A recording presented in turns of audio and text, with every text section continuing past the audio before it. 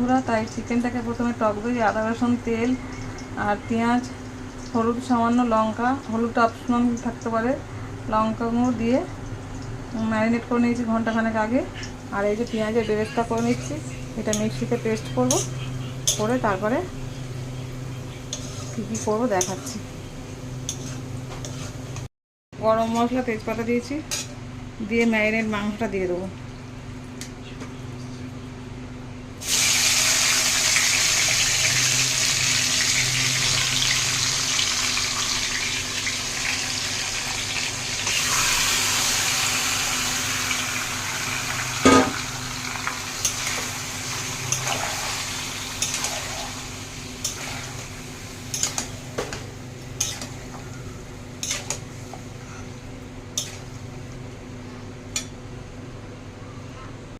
গরম মশলা আর তেজপাতা তেলের মধ্যে দিয়ে ম্যারিনেট করা মাংসটাকে ঢেলে দিয়েছি, দিয়ে এখন এটা নাড়ছি।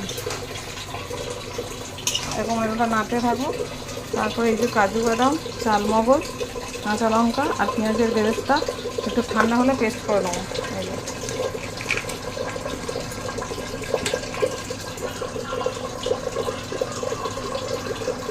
দেখেছেন ফুটছে, এটা আরও ফুটবে।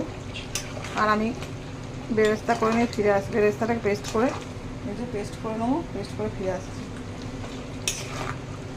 আমার বেরেস্তা, কাজু বাদাম আর চালমগজ পেস্টটা হয়ে গেছে, এবার দিয়ে দিলাম।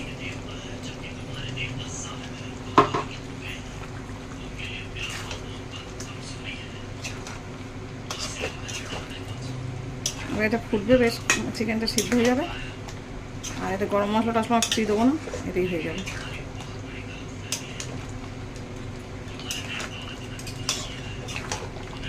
চিকেন কর্মা রেসিপি পুরো আপনাদের জন্য তৈরি করে দিলাম বন্ধুরা।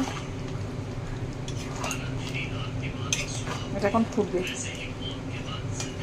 পরে নামিয়ে নেব। হয়ে গেল চিকেন বেরেস্তা। টাটা। চিকেন কর্মাটা হয়ে এসছে, একটু